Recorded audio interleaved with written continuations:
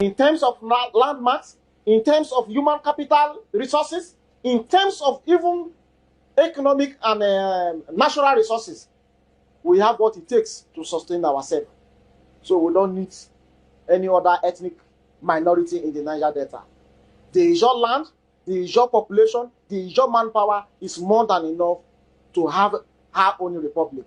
So we are proposing for a Ijaw republic that will cater for the well-being and welfare of the Ijaw people. There is no doubt about it that Nigeria is under pressure to end based on the current realities. There are divisions across ethnic nationalities and regions. This is quite undisputable. Of course, even in the north, the Islamic State of West African province are canvassing for the Islamic states. Down in the east, the Biafrans are also calling for the restoration of the independent state of Biafra, which has already been initiated. The Oduduwas, of course, are in their own front calling for Oduduwa nation. That is quite clear and unmistakably correct. Now, Ijaw nation are also advocating for their own nation. But what that man got wrong, he did not even understand the terrain or where he should be called that should be called Ijaw territory. Where exactly is Ijaw territory if you want to have your own nation?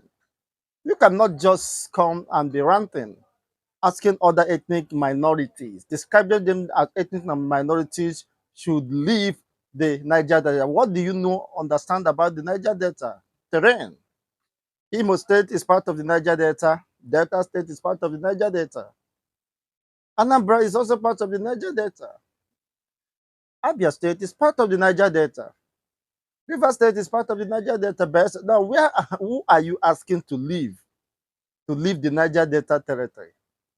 That is an expression of deep ignorance and lack of understanding. I mean, he should take time to go and study and get himself acquainted with the terrains and who and the landmark and boundaries. You can't just be making such it's an insult to your listeners. You should be educated on the terrains and the landmarks where should be called the Niger Delta, the interlands, or the coastal regions. Almost every region within the eastern region has their own coastal regions. So the very fact that Nigeria is at the brink of collapse is not longer a news because with this development and advances from the left, right, and front to the point that even the security operatives are giving up. They said they have been exhausted, that the fighting spirit is gone. Now, if the military architecture would express such level of frustration or the morale is down, that means it is coming to an end because if the defense force, the combatant men that keep the sovereigns, this Nigerian sovereignty, that defends the Nigerian sovereignty, are saying that they have been exhausted, they could no longer continue the fight. Of course, it means that there is something fundamentally wrong that is happening, that their psychological, emotional well-being being is not being considered by the politicians or those in the leadership position that have demoralized them. Of course, most of them tendering resignation. Even the recent beheading of the three military men in Yobe State could have sent very strong demoralizing, of course, signal to their members or to their colleagues. That despite that, the government has not come to address or condemn. So that's that art. That alone will dampen their spirits. And if you're the one, you will also feel the same. Does it mean that the lives of these military men does not matter? Does it mean it's of no importance that their sacrifice and dedication to the defense of Nigerian government or the territorial integrity of the Nigerian state is no it's not appreciated. The government should have come and declare a state of emergency and address the children over this, the Nigerian citizens over this redevelopment, but you never saw that happen. It appears that that is nothing. It just, who are they? What is that pedigree? They are just sacrificial lamb that could be, of course, the sign for death. So the sign for death, I'm sure they have no human dignity or regard. They are family members, of course, and breadwinners. They should be accorded some respect, but that notwithstanding, all these things are a pointer to the fact that people are giving up about the Nigerian project. And it's not a surprise, as Tinubu calls for resource control, if really he has the political will to be committed to whatever he's doing, the tax reform bill should not be considered as resource control, because resource control implies controlling your resources, your territory, and harnessing all that is, of course, confined within that region to develop at your own pace without any restriction, without any stringent conditions attached. Yes, you have absolute control of your resources for the goods and development of those regions. If that is what, of course, Tinubu meant, well, of course, uh, posterity will remember him for that, but I don't think he has the political will and the commitment to do that. Whatever be the case, the North cannot be threatened with resource control. The North have relative abundance of minerals that have not been tapped. They have the californium, they have the plutonium, they have so many resources. The uranium is in relative abundance. They have the zinc, the silica, and the rest of them. They have the gold. So what are you looking for? So no one can threaten or intimidate the North if the North really knows what they are doing as far as resource control is concerned. They should be the one to champion the cause in order to ensure that the impoverished northern region could be revamped if they have the strategic economic plan for the north. That is what I have expected the northern oligarchs or the northern politicians to have done if they are really responsible as leaders of the north. It's quite unfortunate that they are living, of course, in the shadows. They not have everything to stand on their own. Unfortunately, they have not rediscovered themselves. They have the biggest, of course, lands mark. They have arable lands that can turn, even that alone can place them in the map of the world, in global mark and dominance, if they really know what they're doing. But they have turned those arable lands to a breeding grounds for terrorism.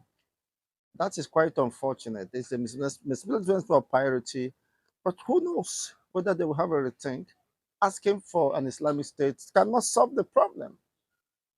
They should invest on their human capital development and, of course, take advantage of the natural resources and endowments at their disposal. The North should have been the most envied, of course, region of the world, but unfortunately, because of lack of vision and lack of understanding and prudence in the managerial skills and problem-solving skills, or trying to incorporate or co-opt the people and awaken the consciousness of the people. Unfortunately, they are using religious sentiments to keep the entire northern populace in the dark while siphoning the common resources coming from the federal coffers. It's quite unfortunate. The northern youths, I believe, should rise and demand for true representation and leadership from their northern politicians who have kept them in the wheel of motionless and despair, stuck the wheel of motionless and despair backwards. I mean, at the center of poverty. Well, it's a welcome development for anyone calling for the balkanization of Nigeria in order to secure and protect humanity.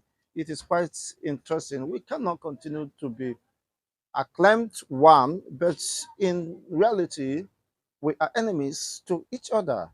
Killings and manning here and there. There's no lack of sincerity and commitment. Everybody wants to grab it all and keep it to himself. In such, of course, society, you can't go forward. So if anyone is calling for the balkanization of Nigeria in the interest of humanity, that is a welcome development so that each regions can rediscover themselves, build their own security architecture, and define the best way to tackle their own peculiar problems and needs that is peculiar to them. This is only way Africa can rise.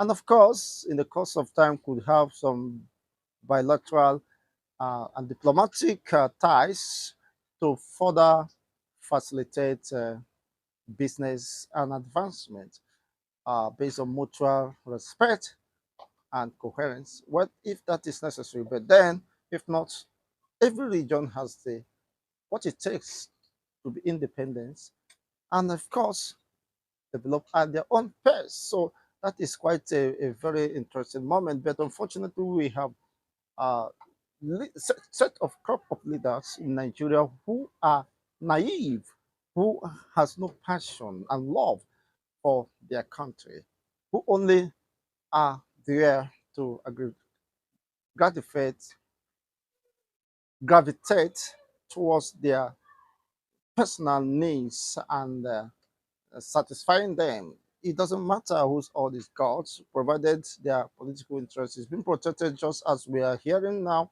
that the son to the president, Sheikh Tinubu, is saying that no one can unseat his father comes 2027. Even God cannot do that. Well, the only time will tell how far that could go. If should Nigeria even survive the 2027, we are talking about the survival of humanity as it stands now. What is happening, the ravaging of Fulani militias or insurgency, terrorists have infiltrated almost every region of this country. Perhaps they are looking for the right time to strike and collapse the entire, overrun the entire ethnic nationalities of this country. So more important issues should be called up rather than waiting until disaster looms. Unfortunately, we are trapped in that disaster. Only time will tell, of course, who survive. But then there is need to redeem whatever is left